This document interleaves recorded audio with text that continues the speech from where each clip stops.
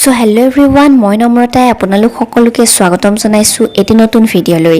ৰাজবাৰী ধাৰাবাহিকখনৰ আজি আহিবলগীয়া খণ্ডটি চাবলৈ বহুত বেছি ভাল লাগিবলৈ গৈ আছে, কিয়নো যোৱাটো খণ্ডত আপোনালোকে দেখিবলৈ পাইছিল নিশাই পইচা বিচাৰিলতে নিজৰাই দিবলৈ মান্তি হোৱাত নিজৰা যে ইমান ভাল হয় আৰু মই এয়া বহুত ভুল কাম কৰিবলৈ ওলাইছোঁ বুলি নিশাই উপলব্ধি কৰিছিল যদিও মই জীয়াই থাকিবলৈ এয়া কৰিবই লাগিব বুলি মনতে ভাবিছিল।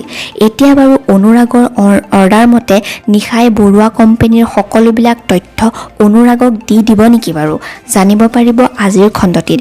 ইফালে পুলিচজনে আহি জয়ন্তৰ দেউতাকক অফিচত যে আৰু এজন পংকজৰ সৃষ্টি হ'ব পাৰে সেই কথাটো সকীয়াই দিছিল।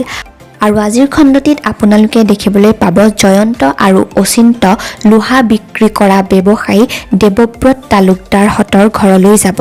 আৰু ঘৰটো দেখি জয়ন্তই এইটো আপোনাৰ ঘৰ যেন লগা নাই বুলি ক'ব। আনফালে আজি অচিন্তই নিশালৈ ফোন কৰি অফিচৰ ইনফৰমেশ্যনবিলাক লৈ থাকিব। এতিয়া বাৰু নিশাৰ আচল উদ্দেশ্যটোৰ কথা নিজৰাই গম পাবনে বাৰু, জানিব পাৰিব আজিৰ খণ্ডটিত। সেইবাবে আজিৰ খণ্ডটি চাবলৈ খুবেই ভাল লাগিব। আপোনালোকেও যদি ৰাজবাৰী ধাৰাবাহিকখন চাই ভাল পাইছে ভিডিঅ'টিত এটা লাইক কৰি দিব আৰু আগলৈ অসমীয়া ধাৰাবাহিকসমূহৰ আপডেটসমূহ পাই থাকিবলৈ চেনেলটি ছাবস্ক্ৰাইব কৰি ৰাখিব। Thank U.